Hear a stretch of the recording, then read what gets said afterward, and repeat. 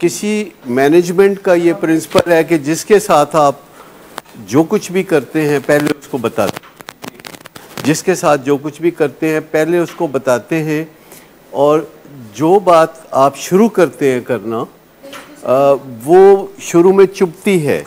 कोई एक नई बात जब करना शुरू करते हैं, आप पेशेंट को कहते हैं कि तुम्हारा ख़र्चा कम करेंगे, या कोई ऐसी चीज़ आप कहते हैं कि आइंदा अगर तुम पुलिस में पकड़े जाओगे तो हम तुम्हें छुड़ाएंगे नहीं, या अगर तुम नशा बेचोगे या कोई ऐसा काम करोगे, कानून को हाथ में लोगे और उसकी सज़ा पाओगे तो हम फिर कुछ नहीं करेंगे। तो शुरू में ये बात चुभती है क्योंकि हमारी ट्यूनिंग कुछ और तरह से हुई है। जब वही बात रोज़ रोज़ होती है तो फिर वो बात चुभती नहीं है, वो बंदा उसका थोड़ा आदी सा हो जाता है। जैसे इंटरवेंशन डाटा जो पेश करते हैं, इंटरवेंशन डाटा, तो शुरू में बहुत चुभता है कि ये क्यों मेरे साथ ये पुरानी बातें कर रहे हैं, इनको छोड़ क्यों नहीं देते।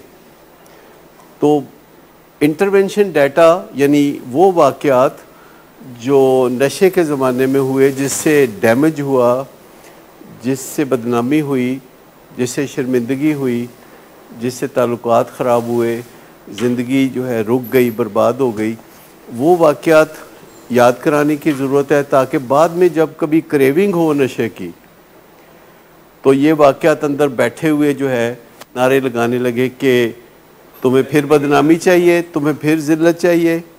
क्योंकि जब भी हम कोई काम करने लगते हैं तो हमारा साबका तजर्बा बोलता है कि ये काम जो तुम करने लगे हो, तो साबका तजर्बा ये कहता है, हमारा एक साबका तजर्बा होता है जिसे फ्रेम ऑफ रेफरेंस कहते हैं, साबका तजर्बा।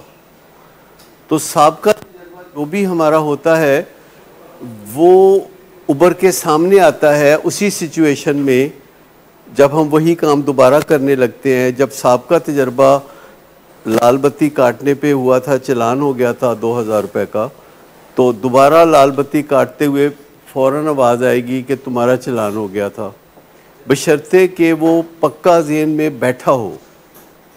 तो जो कुछ भी हम नशे के ज़माने में करते हैं वो इसलिए बार बार बताया जाता है कि एक दफ़ा बताने से वो भूल जाता है।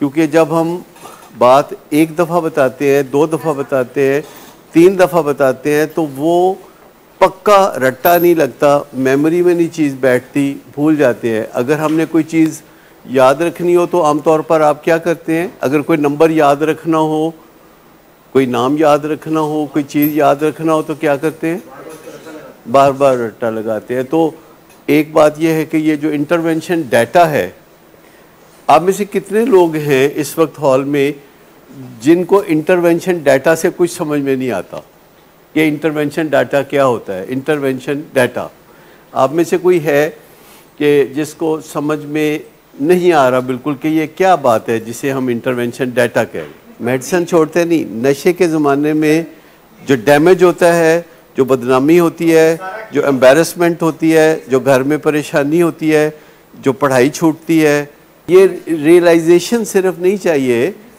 इससे एक फ़ायदा ये होता है कि आपके जो मेमोरी बैंक है उसमें ये बातें बैठ जाती हैं, दोबारा नशे की तलब होती है, क्रेविंग होती है, बाहर खुली दुनिया में जाने से जब दोबारा तलब होती है तो उस वक्त जो है अंदर से आवाज़ आती है कि क्या तुम बदनाम होना चाहते हो, क्या तुम्हें ज़िल्लत चाहिए। फैमिली से इसलिए लिखवाया जाता है कि वो इसके आई विटनेस होते हैं, उनको शहादत होती है आंखों की कि उन्होंने अपनी आंखों से देखा होता है।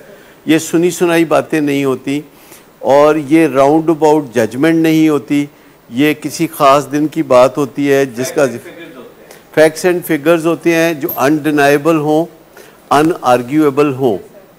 तो इनको हम इंटरवेंशन डाटा, यहाँ से कोई वॉलंटियर करेगा कि इंटरवेंशन डाटा किसको कहते हैं, आपको पता है, काफ़ी दिन हो गया आपको इंटरवेंशन डाटा पेश नहीं हुआ ना अभी तक। तो आपने एक काम करना है कि बाकी फैमिली मेम्बर्स को भी मेरा मैसेज देना है कि इनको इंटरवेंशन डाटा पेश करना है 8 दिन के अंदर लिख के, क्योंकि ये आउटडोर में ही इनका इलाज हो रहा है तो ये ठीक ठाक हो गए हैं, थोड़े को ज़्यादा समझा इन्होंने। लेकिन इंटरवेंशन डाटा इनको भी पेश होना है और वो इनके भाई पेश करेंगे, आप पेश करेंगे, और जो लोग हैं फैमिली के, वो उन्होंने जो आंखों से देखा था इनके नशे के ज़माने का, शराब के ज़माने का जो हाल था, तो वो इनको बताना होगा। और उसके लिए बेहतरीन टाइम नाश्ते के बाद है।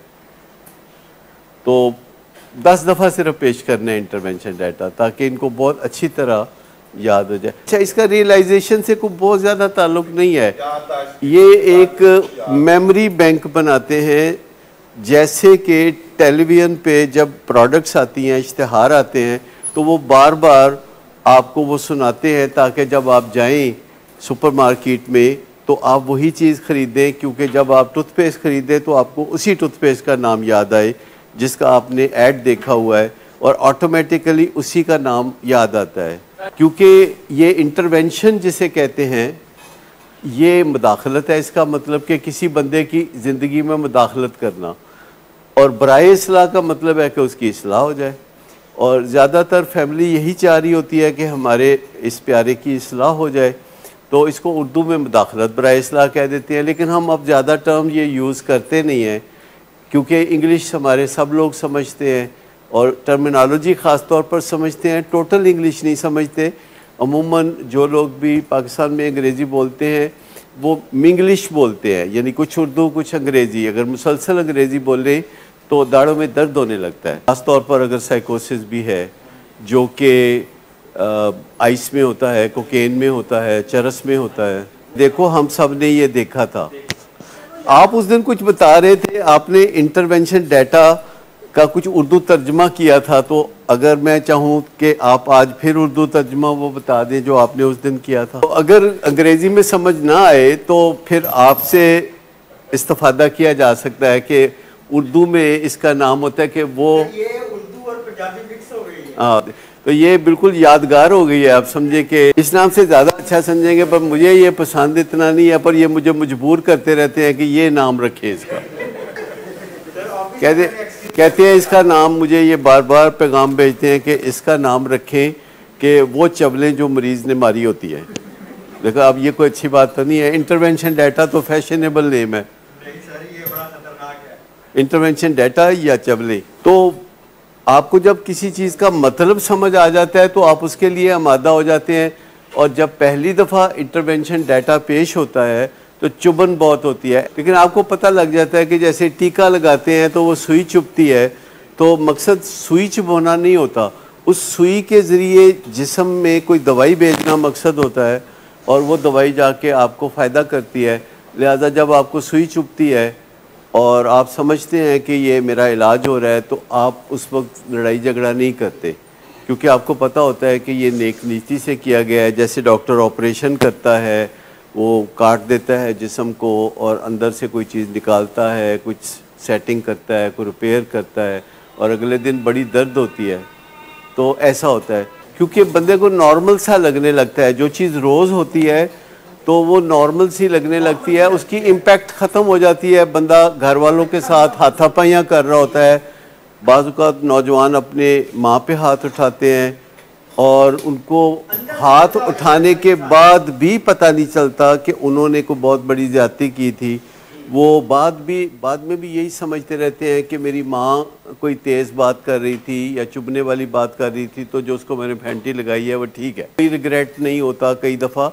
और ये ब्रेन की स्ट्रक्चर ऐसी है कि उसमें साइंटिफिकली जब कोशिशें करते हैं, इंटरवेंशन डाटा पेश करते हैं, बार बार पेश करते हैं, तो वो आहिस्ता आहिस्ता जहन में चीज़ें बैठना शुरू हो जाती हैं। एक दिन कोई साहब यहाँ कह रहे थे कि इंटरवेंशन डाटा तो वही मौसर होगा जो कि 40 साल की उम्र के मरीज़ को पेश किया जाए।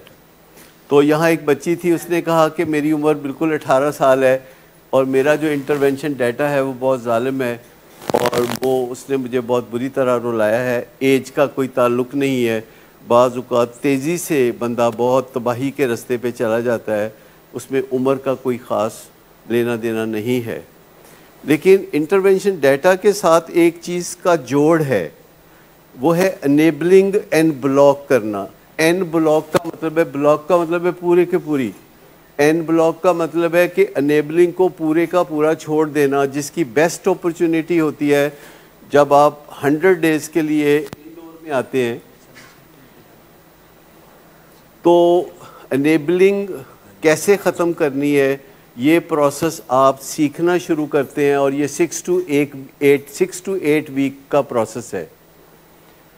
6 to 8 वीक का जो प्रोसेस है इसको बार बार रिपीट करना पड़ता है।